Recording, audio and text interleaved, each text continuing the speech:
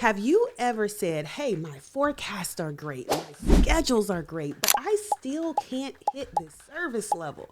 What's happening? It always seems like day to day, there's chaos. We can't quite get a handle on everything. Sometimes we know what we're doing, sometimes we don't know what we're doing, and we just can't get it together. What is happening? Well, if you have said this, then this episode is for you.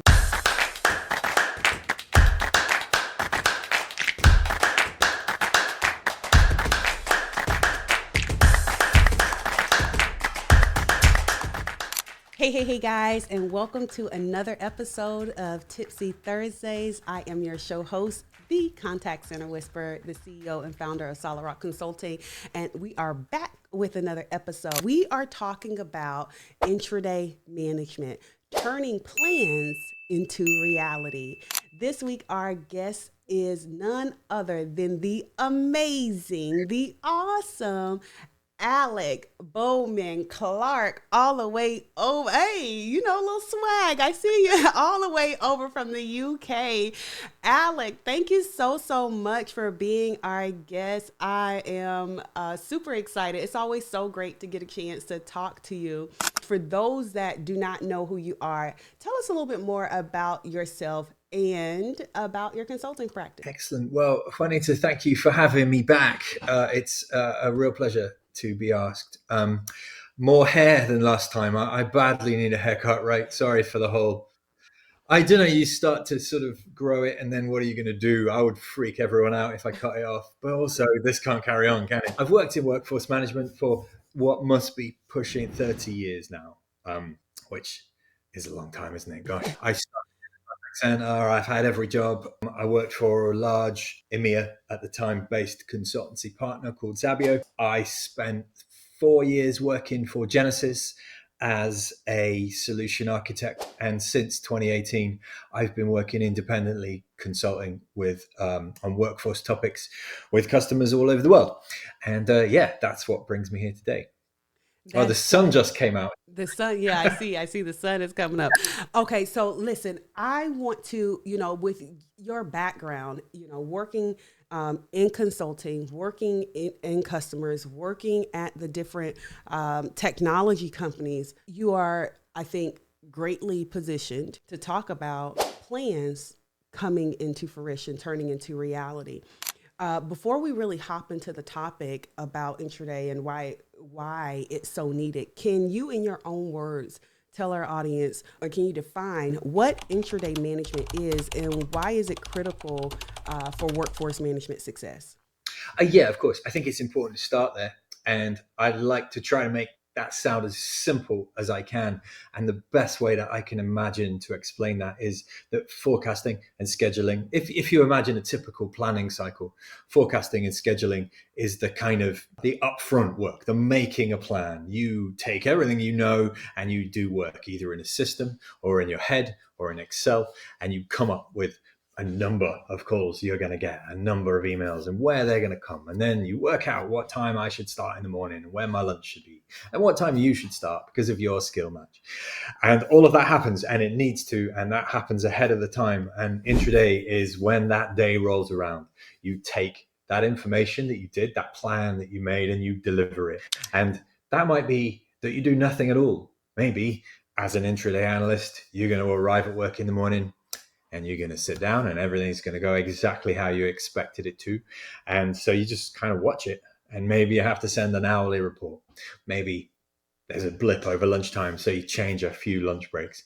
Or maybe you work in a more dynamic environment than that, and you come in the morning and it's total chaos. And I think using the word chaos is a really interesting way to imagine what intraday management is going to look like, because it can feel like total chaos. After the fact, when the day has been and gone, I think that there's another step in the planning cycle is to learn from all of what happened. So when you are an intraday manager, I think it's key that you're not only delivering that plan, but you're also ensuring that the data is captured. You don't want to miss anything, because tomorrow someone's going to ask you what happened and you'll have to be able to answer that question. So it's that delivery of the plan. Yeah. I absolutely love that because you said something that I think is very key that the audience definitely want to hone in on, which is it's not just about delivering the plan, it's about learning from the plan, right? Learning from what happened in real time so that you can now introduce that data back into the plan. Case in point, say you're in an organization where, again, super dynamic and something is happening over and over and you're catching a trend, right? You're catching a trend that, hey, every Wednesday, this particular thing is happening, or on Fridays, like I worked in an organization and we used to call it System Issue Monday and Payday Friday. We always knew, right? On Monday, all of a sudden, system issues was going to be a thing, right? And on Fridays, it was going to be, payday. It was Payday Friday. So we're going to have more people call out or leave early or whatever the case was. As an RTA, as a real-time analyst, you start to kind of catch these trends that now become a part of your plan, right? So you could say, hey, forecaster or scheduler, we need to really bump up Fridays by 25% from a staffing perspective because we already know Payday Friday is going to come, right? Every Friday we know we're going to experience this. Or what do we do strategically as at a leadership level? What information do we need to push up to the leadership level to say, maybe we need to offer some more types of unique shifts, maybe 10x4s where Fridays are just off for those people who really prefer to have Fridays off, right? So sometimes we are reacting and other times we are responding, right? And I think that as a RTA, you have to understand when you're doing what and what's most appropriate for that situation based on what you're learning day to day. So I absolutely love your idea and thoughts on what it means to do intraday, whether it is in a environment that's pretty much steady state or you're in an environment that's more dynamic and can feel a little bit chaotic from time to time, Hey, are you ready to identify how well your workforce management strategies align to your CX, customer experience, EX, employee experience, or your business profitability goals? Well, take our free 5-minute assessment at WFMGoBeyondScore.com and get your personalized results and recommendations delivered directly to your inbox. WFMGoBeyondScore.com. See you there. What do you think is one of the biggest misconceptions when it comes to managing real-time operations? What is the thing that you're like, yeah, well, not really? One thing I see time and time again, and it's such an interesting question, that one. Organizations, in my experience, really recently, actually, I don't want to name any names, but large international companies have this kind of idea that kind of the panic of that chaos is to be expected some of the time, right? Just that there's nothing really wrong. Stressful stuff is going to happen. It's going to go wrong. And when it does, we've got some people and they sit in a room and they're all kind of learned and intelligent. So they'll kind of figure out what to do. And I think that is a terrible way to admit defeat. and it's a personal bugbear of mine. And of course, instinctual gut reactions will be required as a real-time analyst, which I think was my favorite role because of how dynamic it is. You're never going to have 2 days the same, I guess, depending on the company that you work for. But if it's boring today, then why aren't we looking at next month? Maybe we should be looking at next year. Maybe we should look 5 years ahead and we can start making plans for there in the downtime. But something like this has happened before. There's a reason. This is caused by a factor.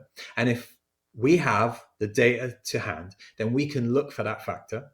We can explore the reason for this feeling like chaos. Perhaps we can use our instincts and gut feeling to react. There's nothing wrong with that. There's no shame in just cancel that meeting. I'm not even sure why, but I think we need to do it now.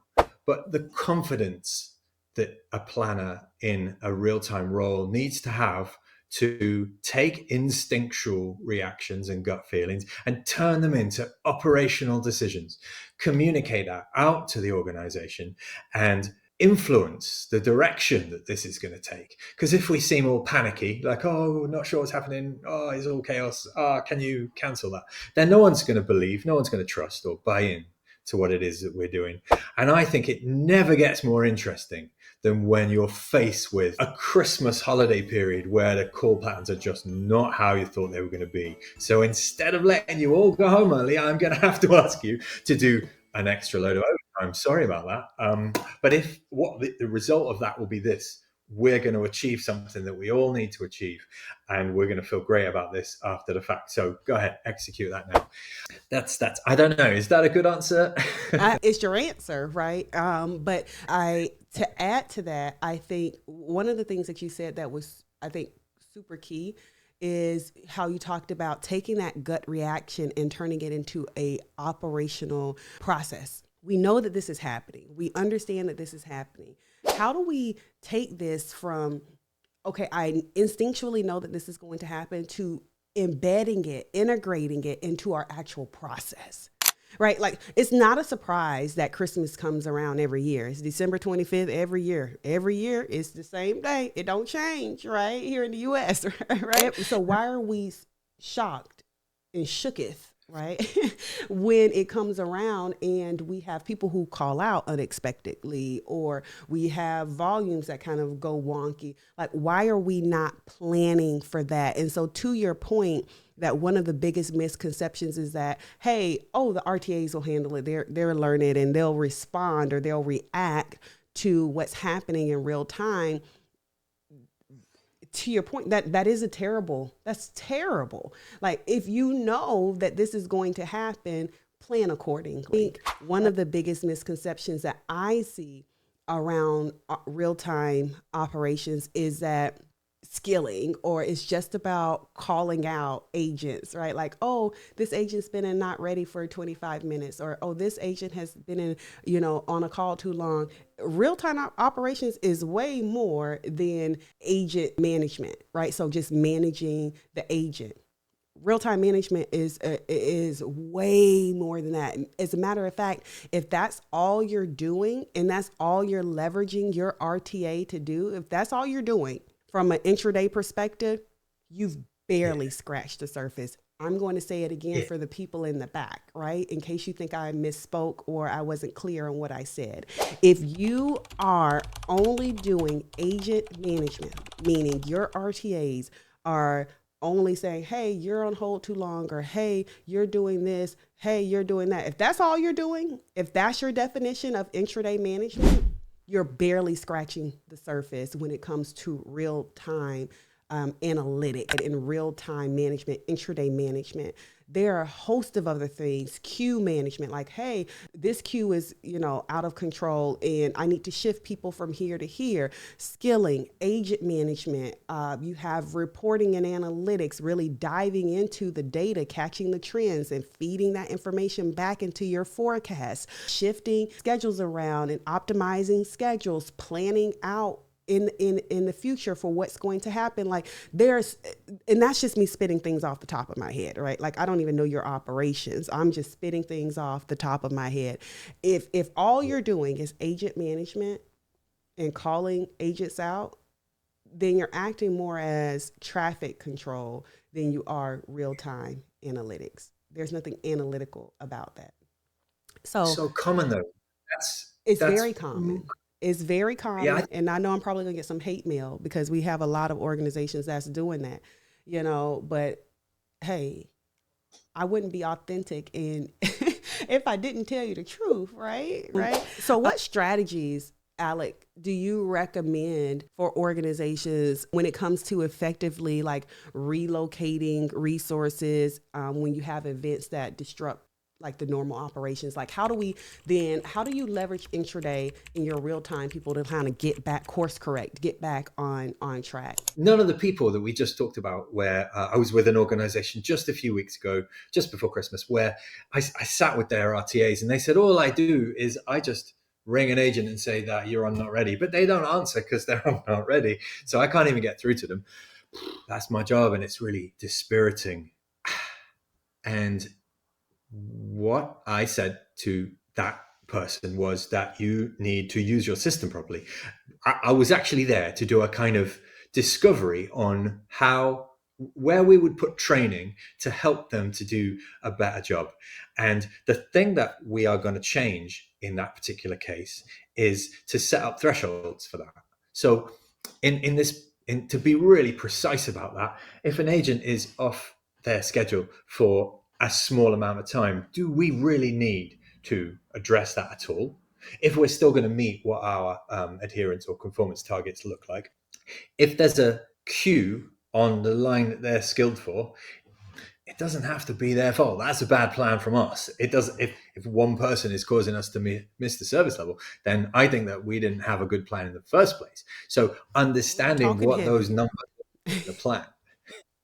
Yeah, right. I think it that wasn't a huge organization, so they were pretty tight on that kind of thing. But they were blaming agents for this, and I think that is backwards thinking. It's kind of retrograde position to say, well, we've missed the service targets on the service line because Alec is 2 minutes late back from his lunch break. No. We just haven't planned properly for what's going to happen in the period where everyone comes back from lunch.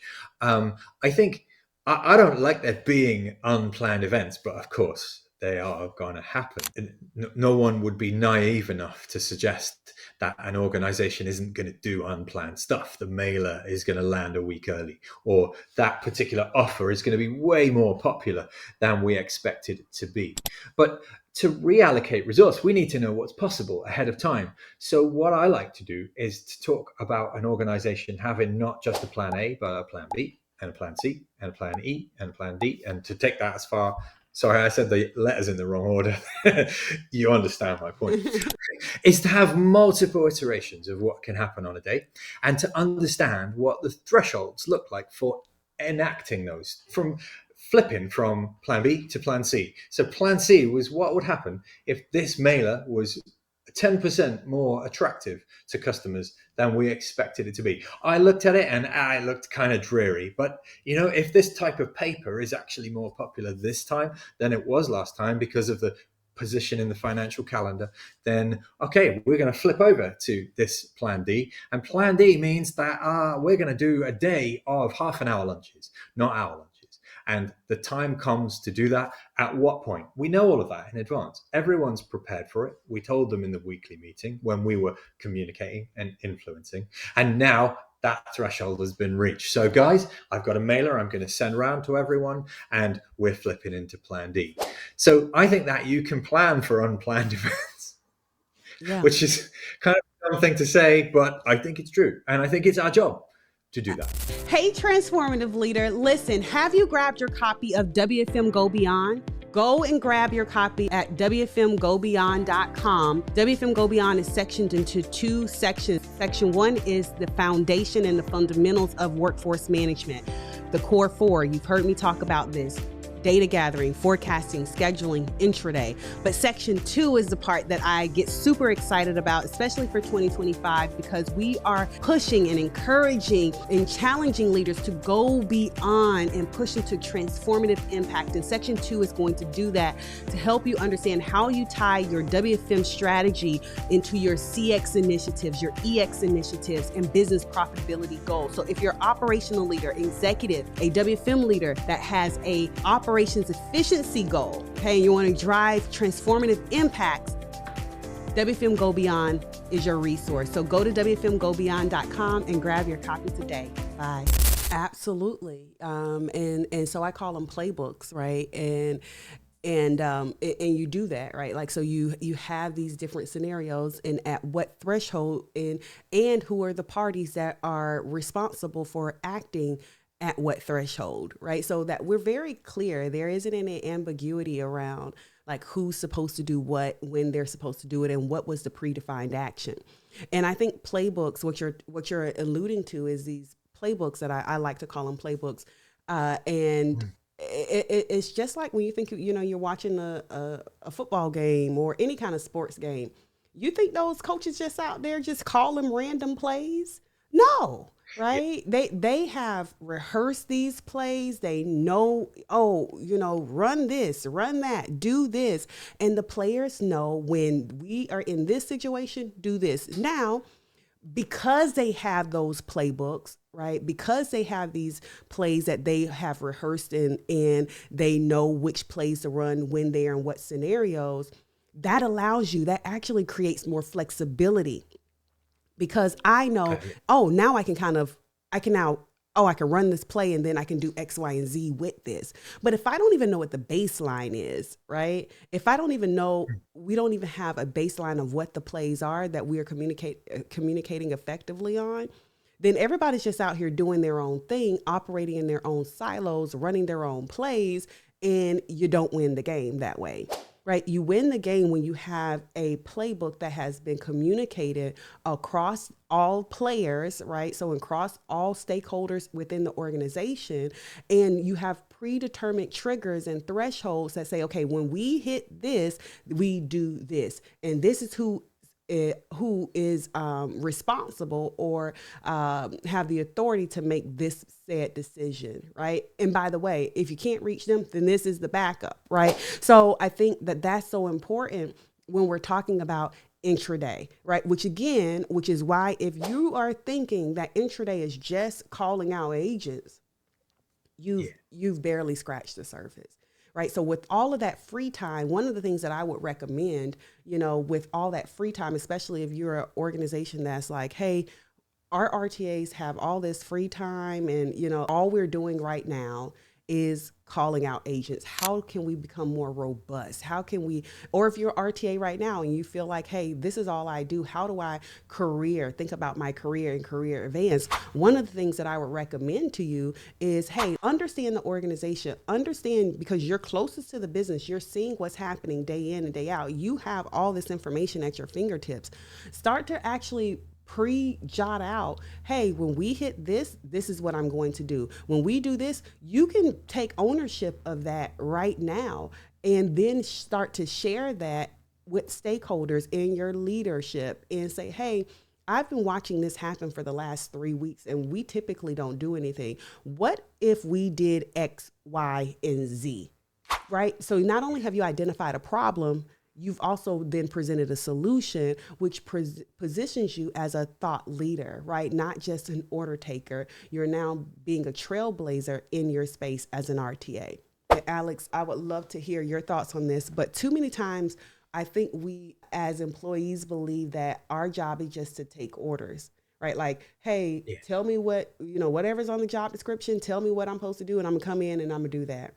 But that's not really, I guess I just have a different perspective on that. I believe that our job as people, period, is always to find ways to add value. And so I have an acronym for what it means to be a CEO, right? And the CEO means that you're creating opportunities, you're equipping yourself and others, and you're taking extreme ownership, right? So create, equip, and ownership. And you can do that whether you are a CEO of an organization or you're the CEO of your life and your career. Is you need to find ways to create opportunities by discovering different things in the organizations where you can add value, equipping yourself to say, okay, now how do I do what I need to do in this role to make it more valuable to the organization? And then take the extreme ownership. Don't wait for someone to give you permission to make it better. Make it better, right? And so those are my thoughts on that. I'll preach all day on it, but I would love to hear, before I let you go, I would love to hear one piece of advice that you would give to organizations or a person that's new in their career and they're doing intraday. What would be something that you would leave them with as a piece of advice? You are going to be faced with conflicting influences on your time. So you'll be responsible for delivering KPIs, the financial success of your team and the company. You'll be asked to meet contractual obligations. You'll be told that management approval is important for the things you have, and also senior stakeholder approval as well. And then employee engagement, so agent well-being. All of those things fall in your purview, and there will be very few situations that you face where you can meet them all at once.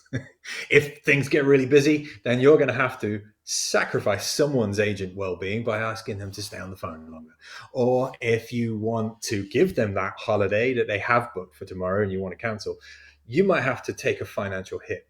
And so your job is to do exactly what Juanita just beautifully summed up there and take ownership of that mixture of pulls and pushes and handhold your organization through the best possible route. You'll be making recommendations about whether or not things are a good compromise. You'll be finding a solution that works as well as it can for everyone and making a recommendation, standing up and boldly putting your head above the parapet and saying, this is my recommendation. And not trying to be right and not trying to be clever, just trying to do a good job, because being a good planner means that you can take all of those things, take your ego out of it. This isn't about being right or being clever. It's about making the best possible plan for everyone. And when that doesn't always join together, that's going to be really tough. But that's where the good stuff lies. That's why it's such a satisfying job. And you'll go home at the end of the day saying, I know I tried really hard, and actually maybe we took a little hit on that, but we didn't take a hit on that. And that was down to my solid recommendations based on the right data, based on my instinct. And so I feel like I did well. There you go. That's amazing. That's so amazing. I was like, yes, go, Alec. That's so amazing. Listen, thank you so much for your time with us. You could be anywhere in the world. In fact, you are, right? And you came to hang out with me here on Tipsy Thursdays and share your insights and wisdom on intraday and real-time analytics with us. Thank you.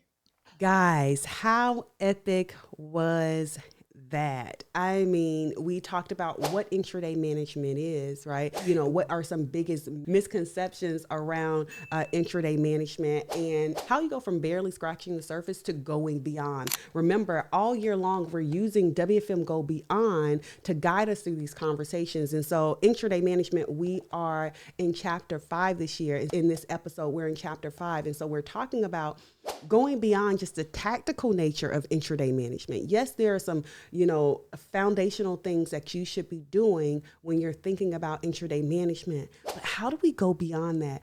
Like Alex said, how do we balance employee well-being and business profitability and meet service levels? All those things are on your plate, whether they're directly or indirectly on your plate, they're on your plate. And so as an RTA or as an operations leader that may feel like, hey, I'm not getting the most out of my workforce or RTA team, how do I push them or develop them to go beyond? Grab the book. Grab the book, because we want to go beyond just the tactics and we want to push into transformative leadership. Until next time, you already know what to do. Go be great and let's make impact. See you soon. Bye.